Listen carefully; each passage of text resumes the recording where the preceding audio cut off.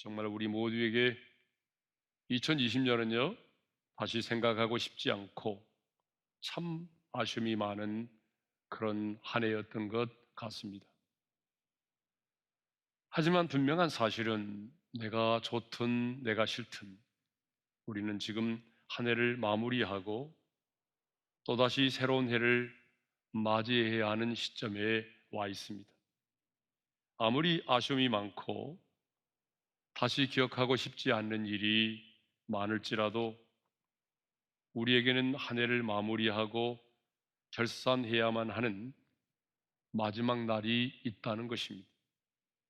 그렇습니다. 우리 인생도 원하든 원하지 않든 좋든 싫든 살아온 인생을 결산해야만 하는 인생의 마지막 날이 있습니다.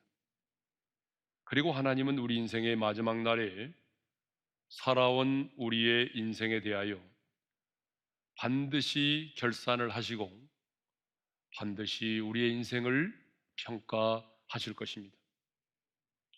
이 세상도 12월은 끝맺음의 달이고 평가의 달이라고 하지 않습니까?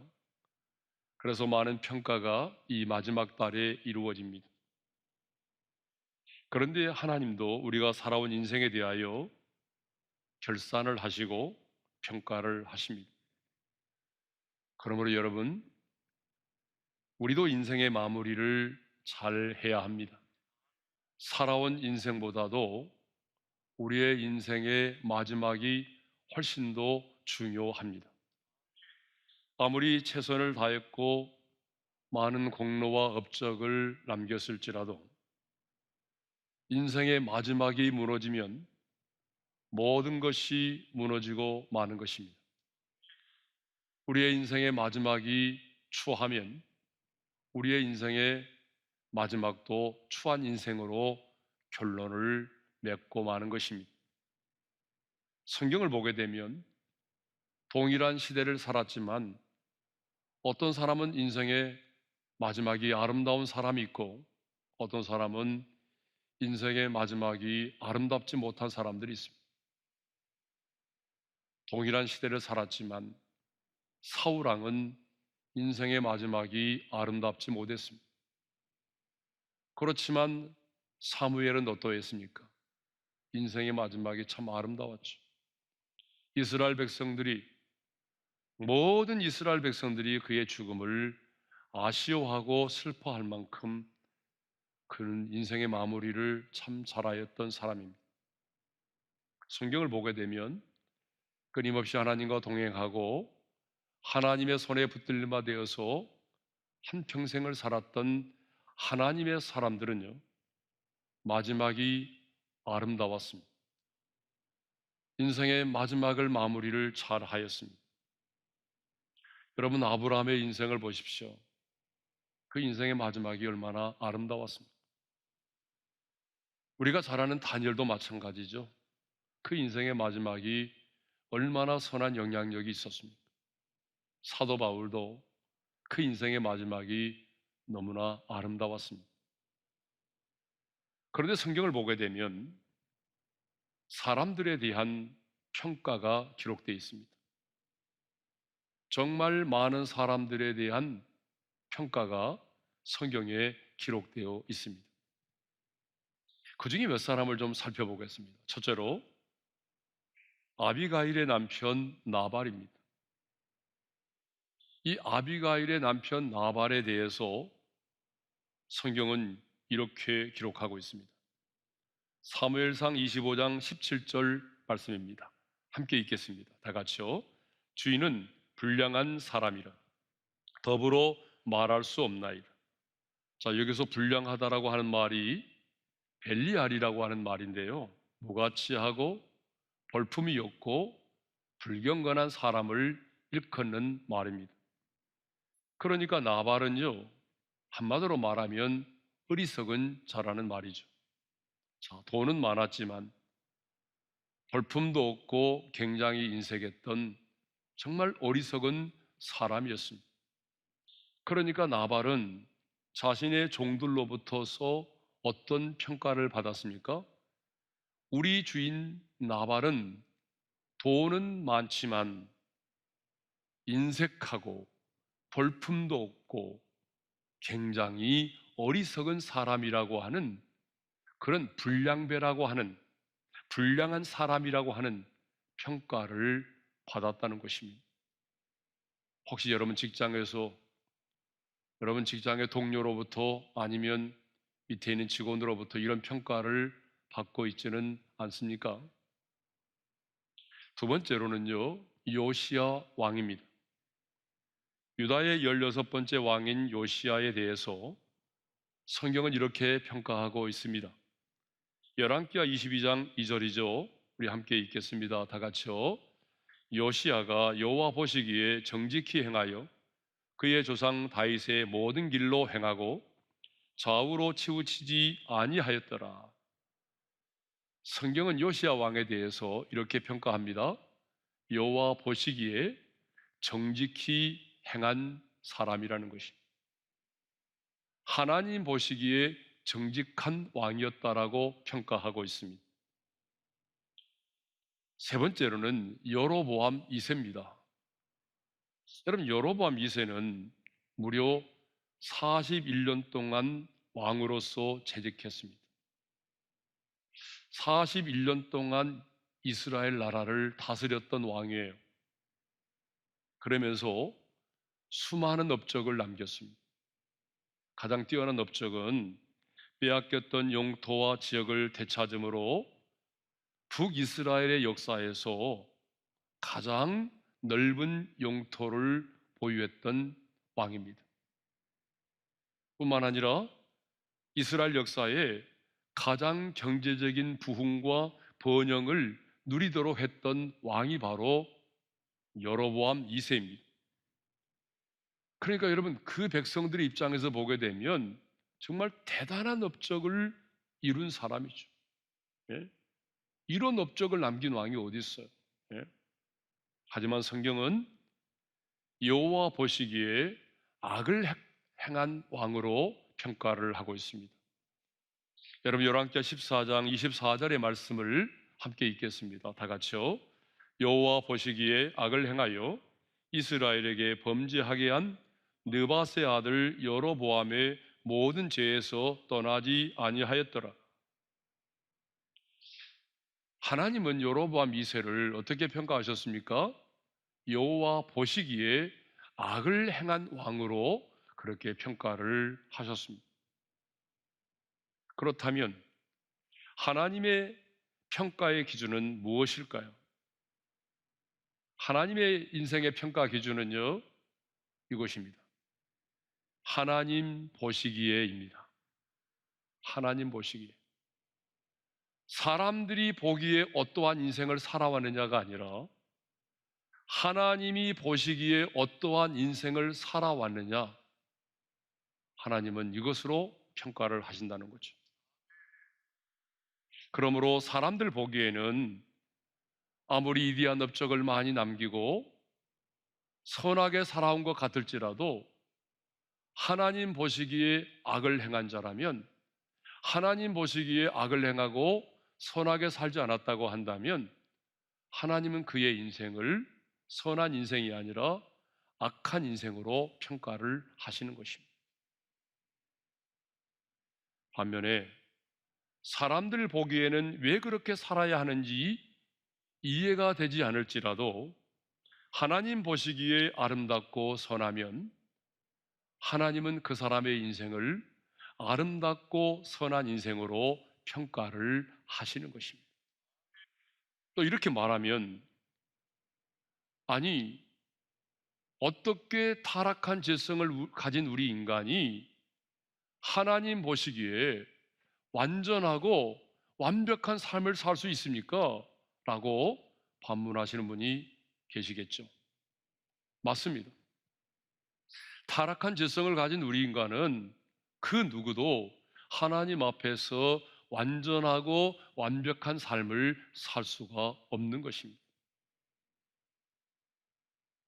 그러므로 하나님 역시 우리에게 한 번도 완전하고 완벽한 삶을 살도록 요구하신 적이 없습니다. 성경은 다윗을 하나님의 마음에 합한 자라고 그렇게 평가하셨어요. 사도행전 13장 22절이죠. 다 같이 읽겠습니다. 시작. 다윗을 왕으로 세우시고 증언하여 이르시되 내가 이새의 아들 다윗을 만나니 내 마음에 맞는 사람이라 내 뜻을 다 이루리라. 자, 하나님은 다윗의 인생을 내 마음에 맞는 자라고 평가를 하셨습니다. 여러분, 그렇다고 다윗이 하나님 보시기에 완전하고 완벽한 삶을 살았습니까? 아닙니다. 여러분, 우리도 지을 수 없는 그 엄청난 살인죄와 간음죄를 지었지 않습니까?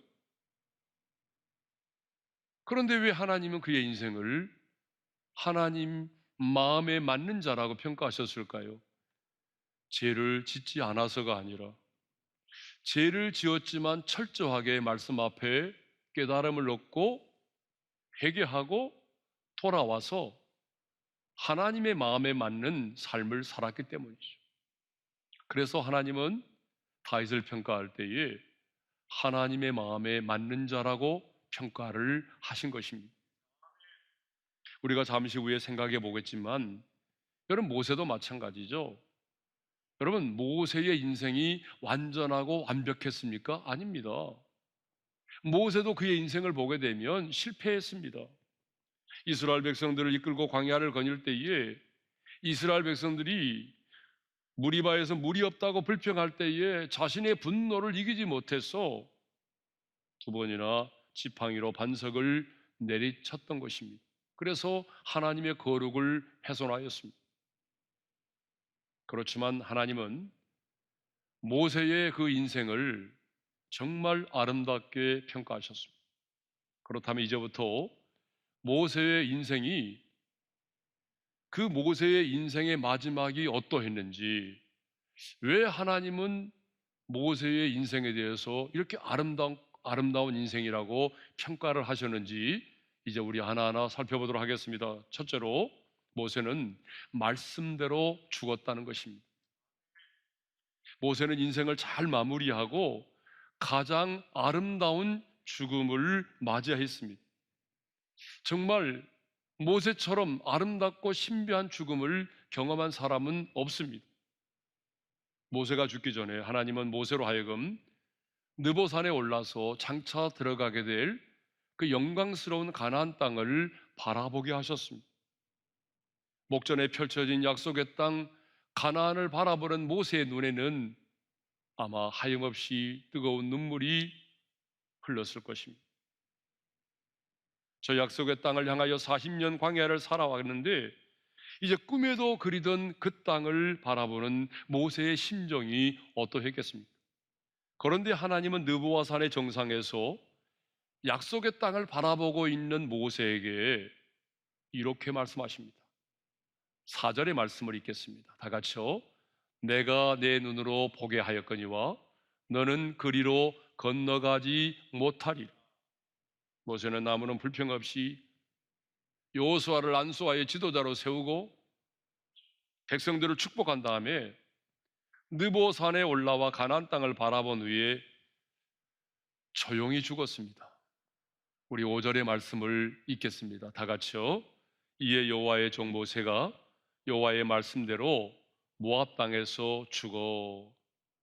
여러분, 말씀을 잘 보십시오. 모세가 어떻게 죽었다고 말합니까? 여호와의 말씀대로 모압 땅에서 죽었다라고 기록하고 있습니다. 모세는 나이가 들어서 기력이 쇠하여 죽은 것이 아니에요.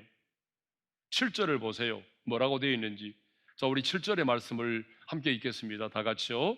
모세가 죽을 때 나이 120세였으나 그의 눈이 흐리지 아니하였고 기력이 쇠하지 아니하였더라.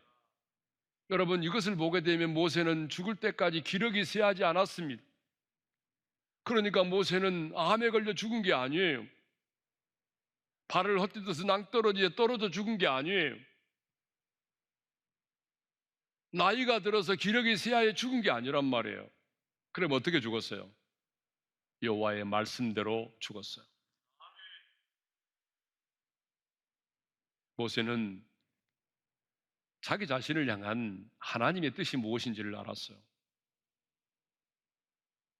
하나님이 내게 주신 사명이 여기까지라는 걸 알았어요. 하나님의 뜻은 내가 이스라엘 백성들을 이끌고 가나안 땅에 들어가는 것이 아니구나. 하나님이 내게 맡겨준 사명은 여기까지구나. 모세는 죽음의 순간에 자신의 생각과 자신의 뜻을 내려놓았어요. 그리고 하나님의 뜻 앞에 순종했습니다. 죽기까지, 죽음의 순간까지 하나님의 뜻 앞에 자신의 뜻을 내려놓고 순종을 했습니다. 그리고 그 죽음을 받아들였습니다. 이것이 바로 모세의 위대함입니다. 여러분, 모세의 위대함은 지팡이로 홍해를 가르는 것이 아니었어요.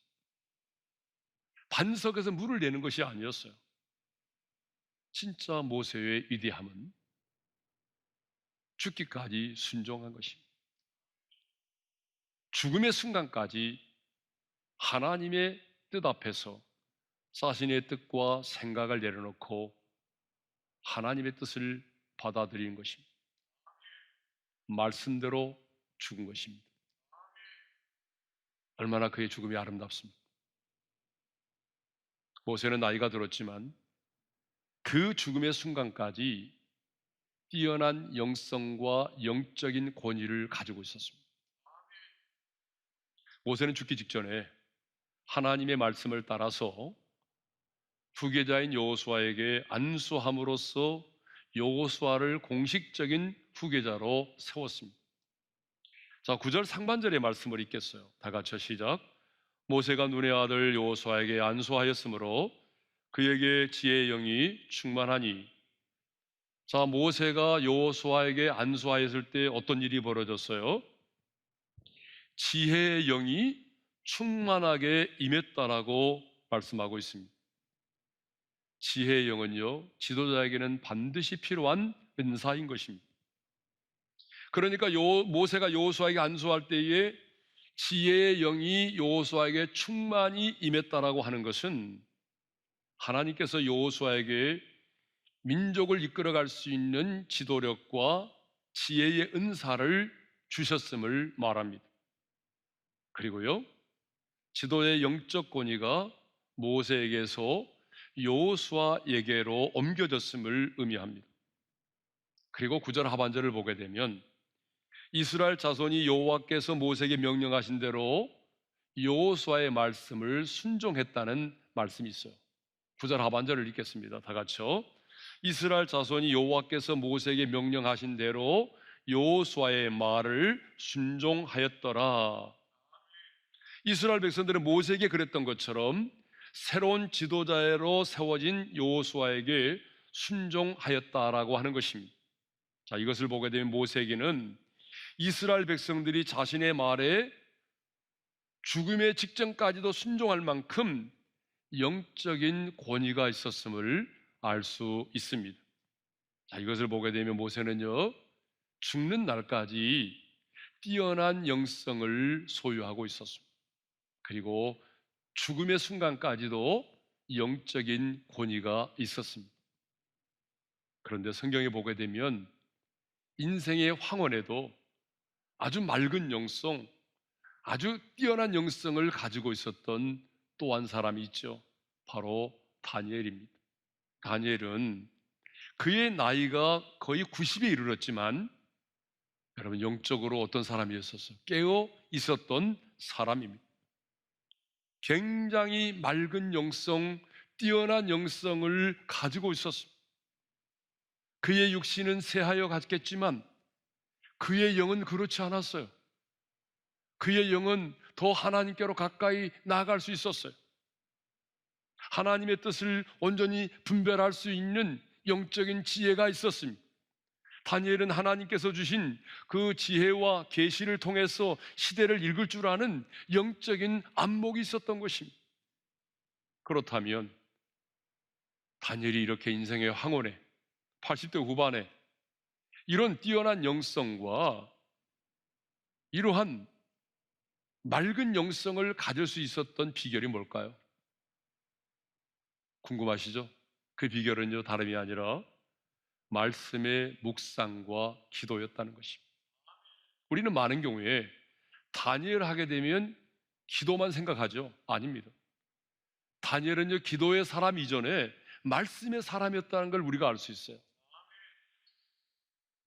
자, 다니엘 9장 2절에 보게 되면요, 다니엘은 에레미야서를 읽다가 바벨론 포로 생활 70년이 차면 포로 생활이 끝난다는 것을 깨닫게 됩니다. 자, 우리 다니엘 9장 2절의 말씀을 읽겠습니다. 시작. 나 다니엘이 책을 통해 여호와께서 말씀으로 선지자 예레미야에게 알려주신 그 연수를 깨달았나니. 다니엘은요, 그 시대에 예레미야서를 통해서 하나님께서 예레미야에게 말씀하신 그 포로 생활의 연수를 깨달아 알게 되었대요. 예? 그 말씀의 묵상을 통해서 포로 생활의 연수를 깨달아 알게 된 거죠. 그리고 더 놀라운 것은 그 사실을 깨달았을 때에 다니엘이 어떻게 반응했냐는 거예요. 단순히 기뻐하고 즐거워하는 것으로 끝나는 것이 아니라 그 사실을 깨달았을 때 금식하며 베옷을 입고 죄를 덮어쓰고 기도했습니다. 10장에도 보게 되면 아까 환상을 보았다고 그랬잖아요. 10장에도 보게 되면 이제 다니엘이 환상을 보았어요. 그리고 그 환상의 내용을 보고 깨달아 알게 됐어요. 그런데 그 환상의 내용을 보고 깨달아 알게 되었을 때도 다니엘은 어떻게 했나요? 세 이레를 금식하며 기도했어요. 하나님의 뜻을 알았을 때에 그는요, 기도했어요. 우리가 잘 아는 것처럼 다니엘은 하루 3번씩 시간을 정해놓고 기도했던 기도의 사람입니다. 그는 젊은 날에도 기도했을 뿐만 아니라 인생의 황혼에도 나이가 들었음에도 불구하고 그는 기도를 쉬는 죄를 범하지 않았습니다. 이렇게 말씀의 묵상과 그리고 변함없는 기도의 생활이 있었기 때문에 그의 육신은 쇠할지라도 여러분, 다니엘은 그 뿌리 깊은 영성과 맑은 영성, 뛰어난 영성을 가지고 있었던 것입니다. 하나님은요, 모세가 죽고 난 이후에 그의 인생에 대해서 평가를 하십니다. 자, 10절의 말씀인데요, 우리 한번 읽겠습니다. 시작. 그 후에는 이스라엘의 모세와 같은 선지자가 일어나지 못하였나니 모세는 여호와께서 대면하여 아시던 자요. 모세가 죽고 난 이후에 하나님은 모세에 대해서 이렇게 평가하십니다. 여호와께서 대면하여 아시던 자요라고 평가합니다. 사랑하는 성도 여러분, 한 사람에 대한 진정한 평가는요, 죽음과 함께 이루어지는 것입니다. 한 사람에 대한 진정한 평가는 언제 이루어지느냐? 그 사람의 죽음과 함께 이루어지는 것입니다. 그렇다면 여러분은 인생의 죽음 이후에 어떠한 사람으로 평가되기를 원하십니까? 내 사랑하는 자녀들로부터 여러분은 어떤 사람으로 평가되기를 원하십니까? 사랑하는 아내로부터, 사랑하는 남편으로부터 어떠한 사람이었다고, 어떠한 사람으로 평가되기를 원하십니까? 아니, 내 인생의 마지막 날 하나님 앞에서 여러분은 어떤 인생으로, 어떠한 사람으로 평가받기를 원하십니까? 저는 저를 포함해서 이 말씀을 듣는 모든 성도들이 하나님으로부터 너는 정말 나와 가장 가까운 사람이었어. 너는 정말 내 마음을 아는 사람이었어. 여러분, 이렇게 하나님과 가장 친했던 사람이라는 그런 평가를 받고 싶지 않습니까?